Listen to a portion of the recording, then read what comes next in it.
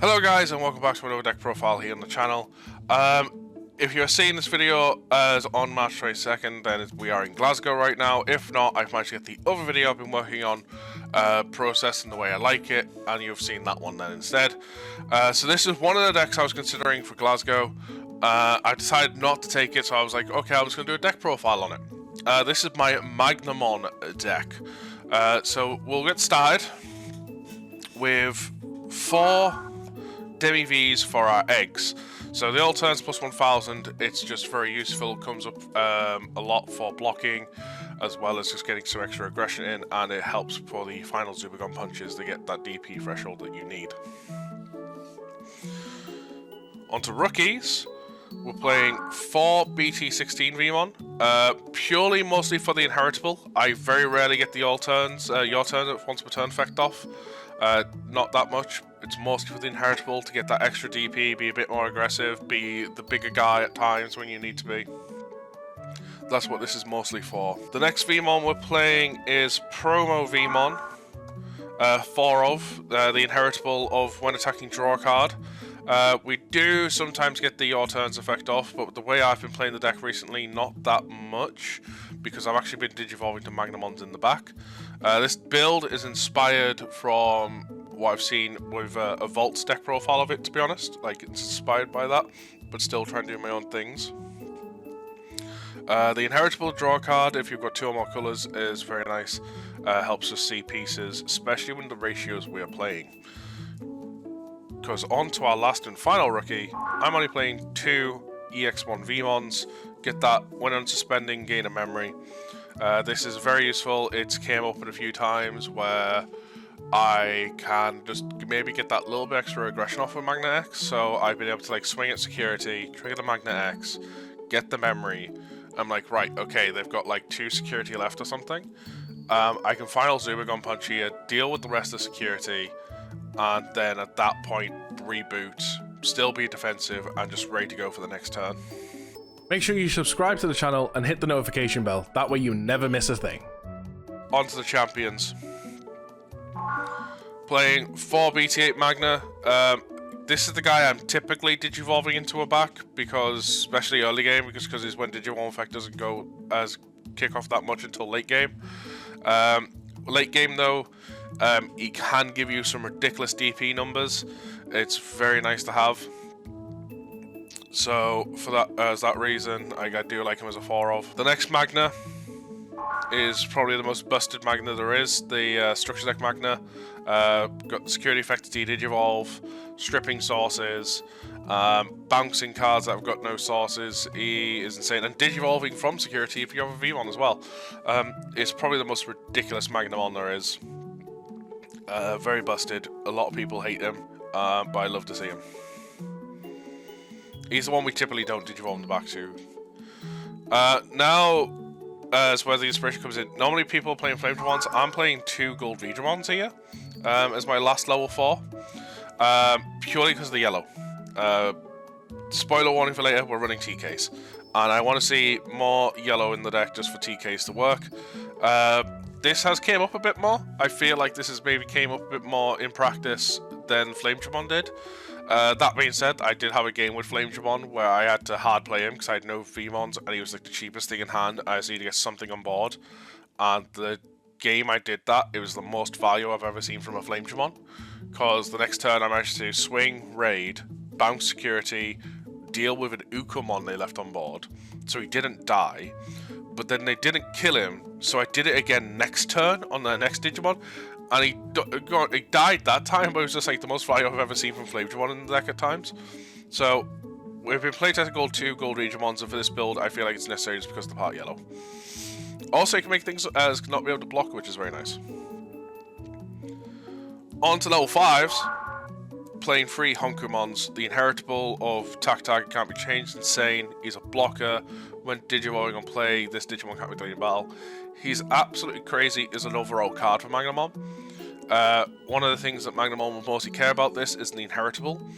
So if this card was to like ever get hit for away from Magnamon, there is a Whalemon that's out that's got the exact same inheritable. It costs 1 more to digivolve into. but on top of that, there's another card coming out, if I remember correctly, that's got the inheritable as well. That's also a cost of 3. So, like, they would still get the inheritable that Magna cares about, of like, okay, you can't change my attack target, I'm hitting security, I'm getting my invulnerability. But, this card overall is just the full package for Magna, it's insane. On to level 6s, the big boy himself for Magna X antibodies. You want to see him, and you want to see him fast. In playtesting, this deck generally lives or dies on seeing Magna X. If you don't see him, more often than not, you're going to die. It's on a rare occasion you'll actually win those games. So, 4 of is mandatory. You need to see him. Like I say, if you don't, it's typically the things games you die on. Level 7s, to help finish close games off, we're running 1 Omnimon X antibody. This card, I'll be honest, when this card was first revealed, I undervalued it. So I was just like, okay, I feel like the old Omni X is better, personally, from what it was doing and stuff. I was like, the rush and everything, because I was still in the old mindset of you'd go Omni, X antibody, swing, blah, blah, blah. Like, I wasn't looking at the end of turn stuff. And it was just like, I had to take a real look at it. It was like, yeah, okay, this card's nuts. For what it does, being able to like give rush, attack without suspending at the end of turn. Top of that, it's also got blue and red, so it's searchable. Yeah, it's just like, I remember for the longest time when I was thinking about this card, in my head it was just pure white, it wasn't red and blue. And like, it was only when I went back and re-looked at it, it was like, oh, it's not pure white. So, yeah, this card's insane, can help you close out games, as well as being searchable in the deck compared to running a Blitz Omni. We are running a Gabubond, it's blue, so it's searchable, it's an ace. It can also help close out games. Those ones where if they've got 3 security, you swing with, or 2 security even, sorry, you swing with Magna, deal with the first one, get the immunity, Digivolve to Gabubond, swing, unsuspend, deal with the last one, swing for game. He's also there as an ace that's a defensive play as well.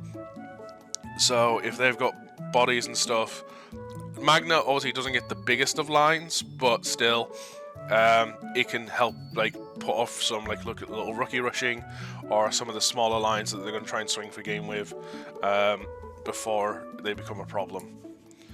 And the last level 7 we're running is a Paladin mode. He still comes up from time to time.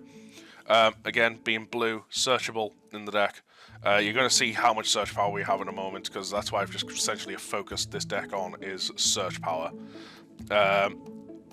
Like I say, he still comes up against certain decks. There has been decks that they've tried to go, alright, you're playing Magna, so I'm going to go wide and just try and outnumber you. And at them points, it's generally went, right, well, I'm going to punish you for that and go Paladin mode and just get game.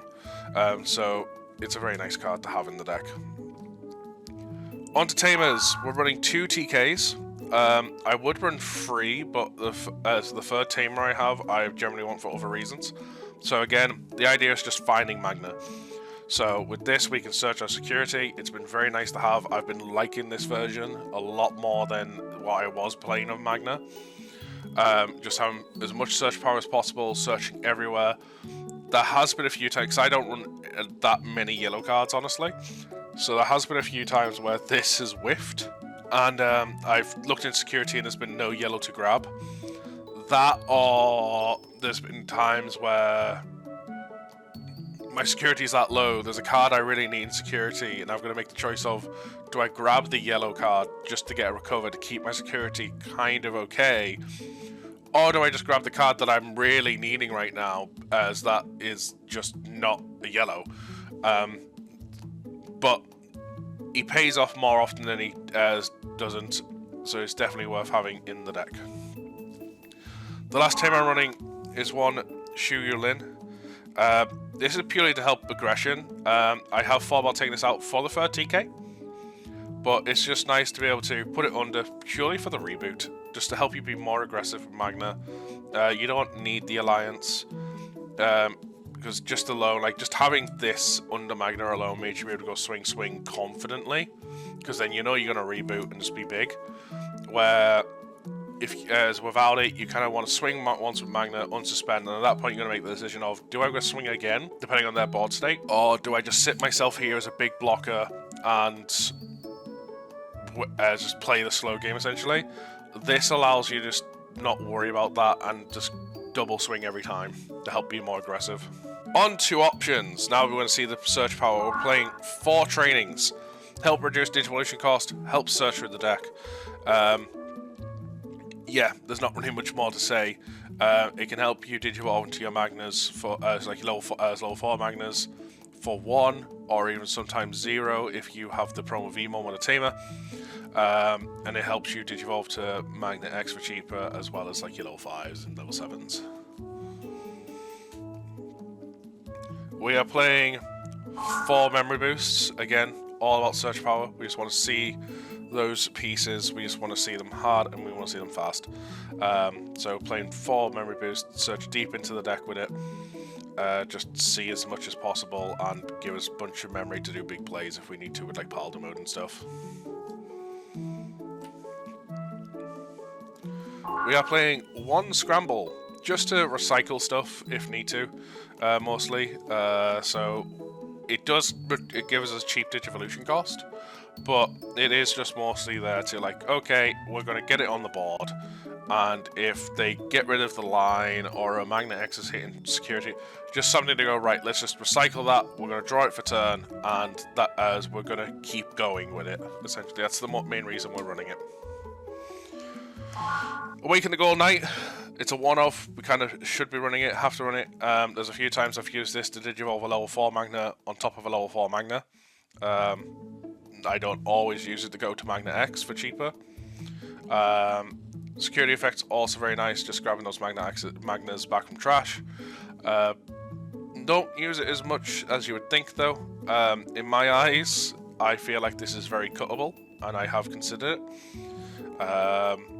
Maybe I don't know what I'd put in its place though, but I do see this is kind of somewhat cuttable. I don't use it that much. To play with the memory gauge, free blinding ray. This is typically one of the things that if we see with TK we want to grab out, just because it's got no security effect and it's better in our hand. It is the amount of opponents I've annoyed when I've played a TK and I've grabbed blinding ray out and they're like, what? But overall, having free is nice. Making big plays to kind of like say, just push those end boards and be like, right, no, it's my game now. You can't take this. We mentioned it before for the aggression plays, 2 final super gun punches to help with the reboot, get the extra security attack, extra DP.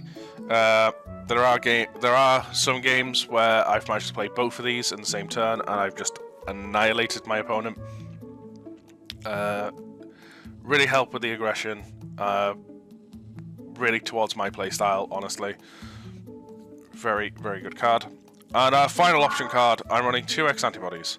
Now, in terms of what it does for Magna X is nothing, because Magna X needs an armor form or a Magnamon X antibody in its sources. It doesn't need X antibody, but it does allow us to kind of do the swing with Magna, trigger the X antibody Digivolve or even Honku, get the when Digivolving of Magna, to get the extra DP on suspend, hit security, and if we're going to be passing turn, do it again to be even bigger. Or it can, if we're not passing turn, on the check, we don't trigger the all turns. So we can swing, trigger the all turns again, and then like kind of, it opens extra forms of aggression. And again, if it's hitting security, it's a security bomb with game memory, which can steal turns at times. So this has been my Magnamon X antibody deck profile. I hope you all enjoyed it. I kind of like say I decided against playing this for Glasgow. I'm going to be playing Vortex. It is early days when I'm making this profile, to be honest, so who knows, I may have a last minute switcheroo. Still, this is kind of how I've settled on the deck's going to be played. This is the profile I'm going to be playing if I do take this. Like, there is no more changes. Vortex, I'm still doing a bunch of playtesting, trying to fine tune, and I really want to take that to Glasgow. Again, if you're seeing this on the 22nd of March, it's because the other video that I wanted to put out today, I've not managed to get around to editing or get it in the way I like. So you're seeing this instead. If this is not on the 22nd of March, then woo, I did a good job and got that video the way I liked it. Hope you all enjoyed it though. If it's not out already, there'll be a video after Glasgow podcast coming out. Hopefully with more than just the usual cast, because we're looking at filming it in Glasgow. So we'll see. But hope you all had a wonderful time. I'll catch you all ASC in the next one. Until then, adios.